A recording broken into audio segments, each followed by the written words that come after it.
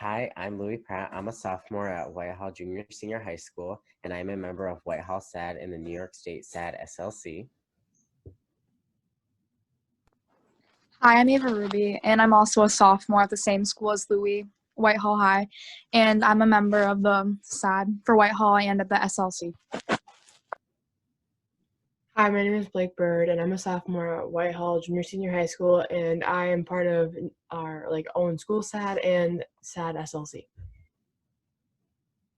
Deputy Greene, would you like to introduce yourself a little bit first? Tell us about yourself. Do it. So again, my name is Will, Deputy Greene, here at the Sheriff's Office. Almost 2 years as a police officer. For fun, I mountain bike, jiu-jitsu, boxing, lifting weights. Pretty much an active guy.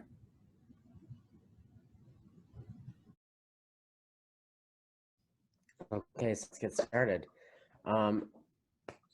Why did you decide to join the Sheriff's Office? So I've always wanted to be a police officer my whole life.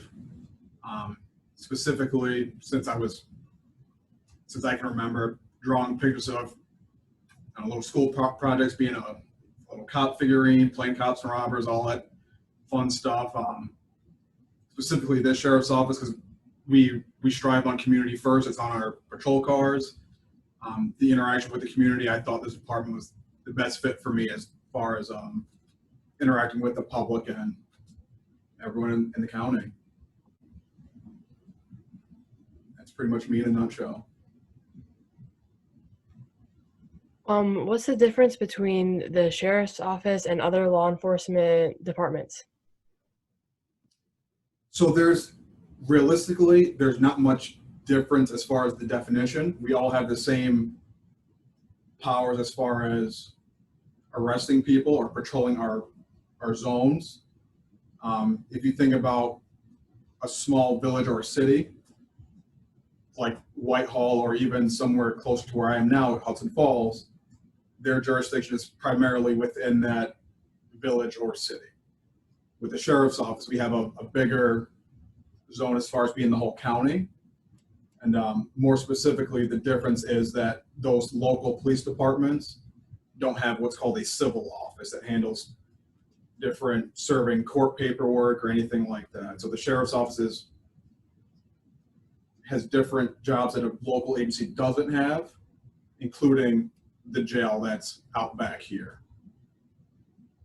But as far as the overall job, for me being on the road, we still all patrol, can write vehicle and traffic tickets, arrest people, interact with the public. That all still is the same. Deputy Greene, this might be broadcast all over the nation at some point. Could you tell us a little bit about the Washington County? Where is Washington County, New York, and what does it look like? How big is it? Sure. So don't quote me on this, but I believe we're about 862 square miles. Not far from Lake George. Everyone seems to know Lake George, which is our neighboring county, Warren County. Primarily, we're pretty rural out here as far as you've got farmland. We do still have mountains, cities scattered all throughout the county. It's a upstate hometown little county, not too far from Lake George. Right between Lake George and Vermont, I would say. What is the hardest part of your job? The hardest part, I would say the most difficult part is trying to leave work at work, if that makes sense. Sometimes you'll get so involved in a situation or a certain person that you take the vest and the belt off and you go home and you start thinking about, hey, did I do the right thing? Did I make the right call? Did I help this person enough? And that, I think for me personally, can kind of weigh on you. It's difficult to find that sweet balance point. Okay, since we're trying to be a little festive here, what's your favorite holiday movie? That's a good one. I would have to say it's a toss-up between Elf and the Grinch. The Elf I would say is more in the lead. That's a good one. If I'm thinking a classic, maybe the Charlie Brown Christmas Story. That's what I remember from my childhood. Those are some pretty solid options there. Our next question is, what's your favorite holiday tradition?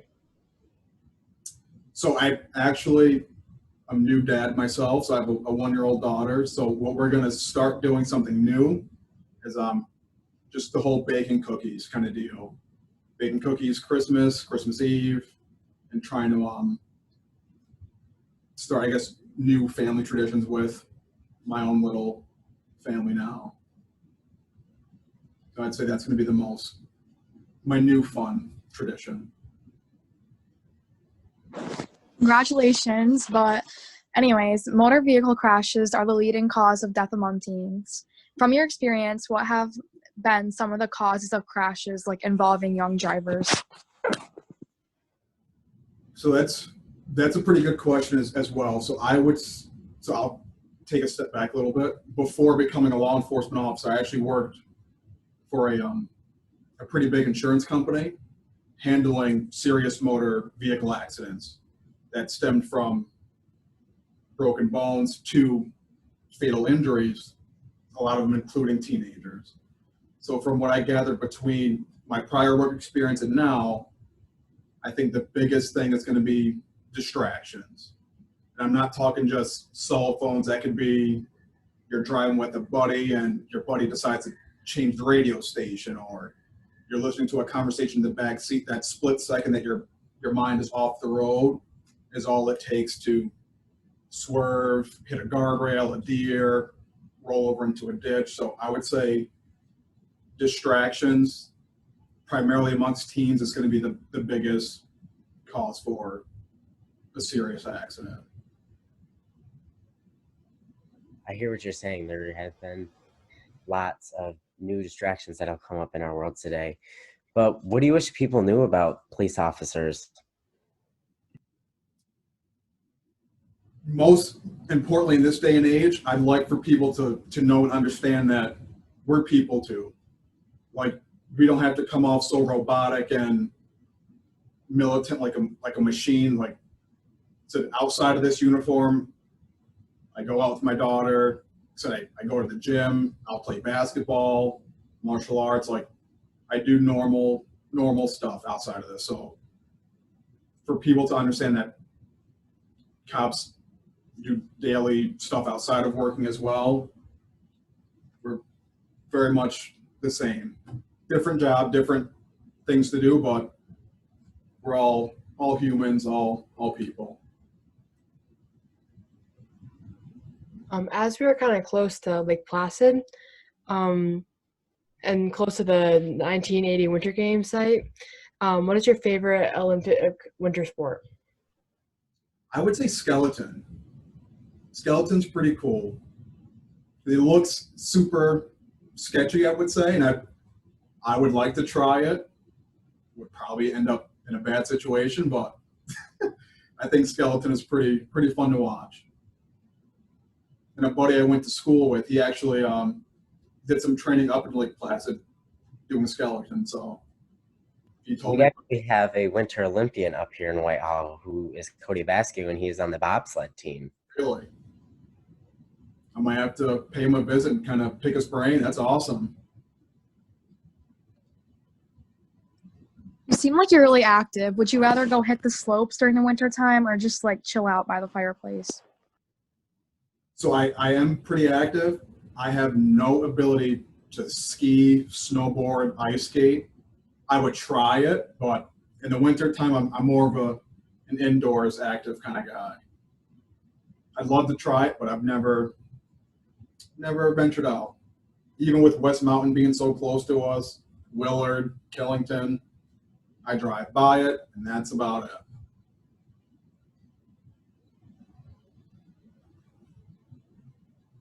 How can teens support their local law enforcement officers? I'd say try to get involved any way you can, and it doesn't have to so much be it doesn't have to be as direct as dealing with law enforcement, but just keeping an eye on your peers that can help us.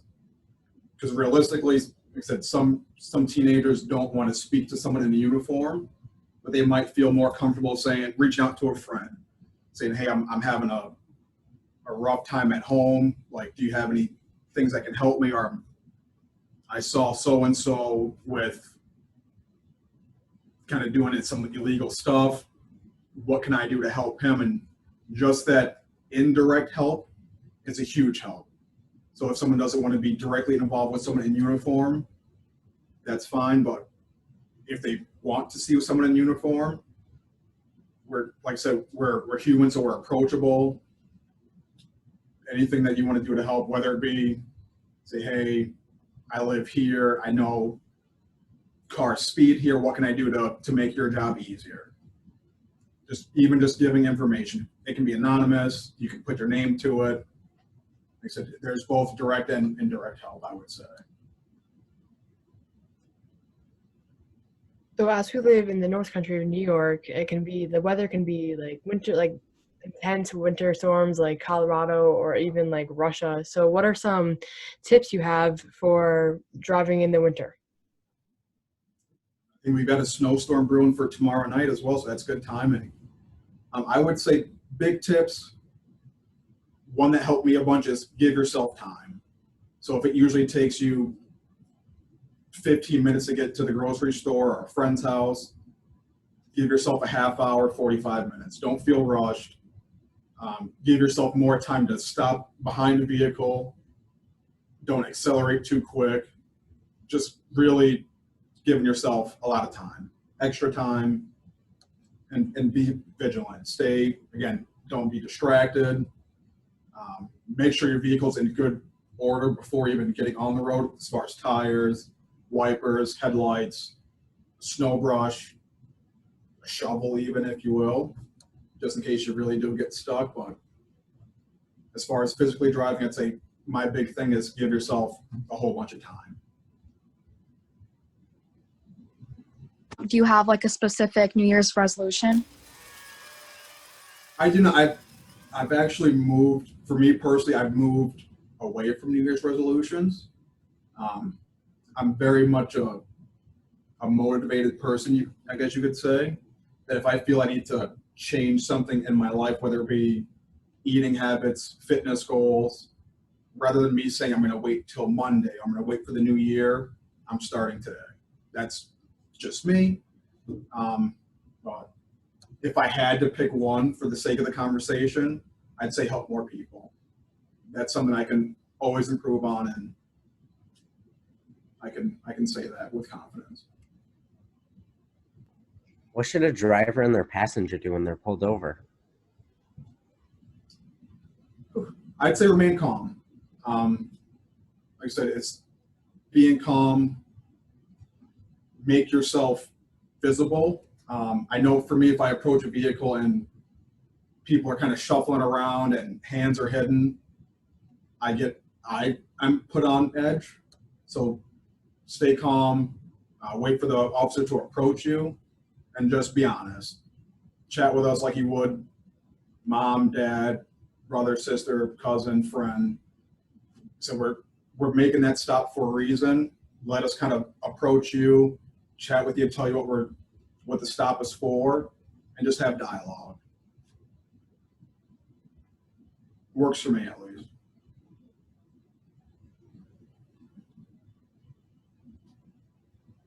Well, awesome. Thank you. You just answered all of our questions, and it was in a great amount of time. Thank you so much. And back to your thing about winter driving. As myself, winter driving really does impact me because my father is actually the superintendent of the highways up here in Whitehall, New York. And being a plow driver and everything, it's very important to know how to safely drive on the winter roads because, especially with that storm coming up, I know how it feels to have someone in the house who's a plow driver. You can feel it's coming. And definitely your tips were awesome to know. Thank you. I love that. So thank you, Deputy Greene. We really appreciate you answering our questions and starting a dialogue with us. You know, I think it's really important to remember for all of our teens everywhere, whether they face snow on a daily basis, like Whitehall or Washington County, or, you know, down on Long Island where they're actually going to get more snow than we are. Yeah, right. So that's a nice switch. That, you know, we really need to be careful in winter weather. We need to treat it differently than we would as a normal drive. And we need to just be nice and cordial to our officers just because they're normal people just like us.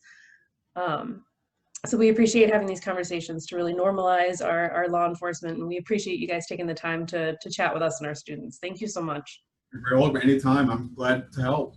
Absolutely. As a side note too, you can try skeleton at the 1980 Olympic site. They will let you do it. I have done it. I'm in. It's actually really fun. It's terrifying, but fun. That's half the fun right there. If you're scared, dive right in.